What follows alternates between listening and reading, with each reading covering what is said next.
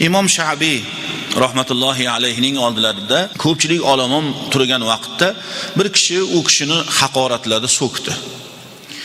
O'zi bu yerda deyarli 100 talik holatda hozir kimdir bizni so'kadigan bo'lsa, xuddi shunday qilib, balkim undan ham jozibadorroq qilib qaytaramiz. Ammo lekin o'tgan ulamolar, o'tgan salaf solihlar nima uchun madh qilinadi, nima uchun ular bizlarga o'rnak sifatida ko'rsatiladi deyilsa, ular amallarni qotirib qo'yishgan, joy-joyiga qo'ya bilishgan. Mana Imom Sha'biyning oldilarida ko'pchilik bilan turgan vaqtlarda bir kishi keldi va u kishini haqoratladi. Shunda u kishi aytdilar: "In kunta sodiqan faghafarallohu li" dedilar. Mana shu qilayotgan haqoratlaring rost bo'lsa, Alloh meni kechirsin. Bordi-yu sen bu gaplaringda yolg'onchi bo'lsang, Alloh seni kechirsin dedilar. Qarang, bu insonni infarkt bo'lishdan, insult bo'lishdan, g'iybat qilishdan, tuhmat qilishdan saqlaydigan eng yaxshi vosita.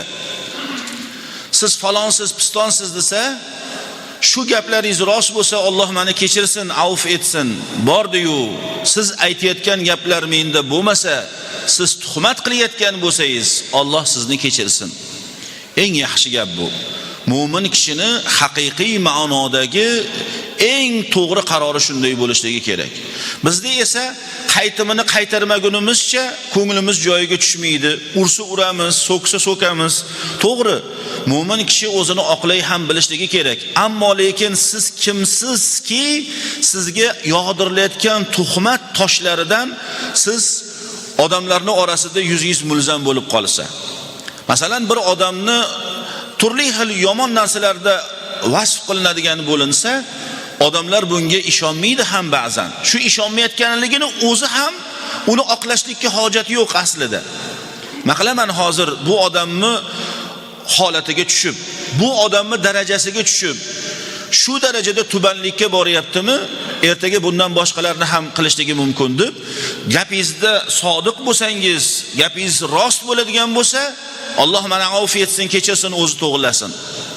Bordi-yu gapingiz yolg'on bo'lsa, meni odamlarni oldida haqoratlayotganingiz, tuhmat qilayotganligingiz shular ochiq oydin bo'lsa, Alloh sizni kechirsin. Bu qiyinroq. Bo'lmaganda biz nima deymiz? Buni shunday o'giradigan bo'lsak, biz aytamizki, iloyim ilovonda falon bugun, piston bugun deb ichingizdagi borini unga yoqasiga yopishtirmaguncha ko'ngil to'lmaydi.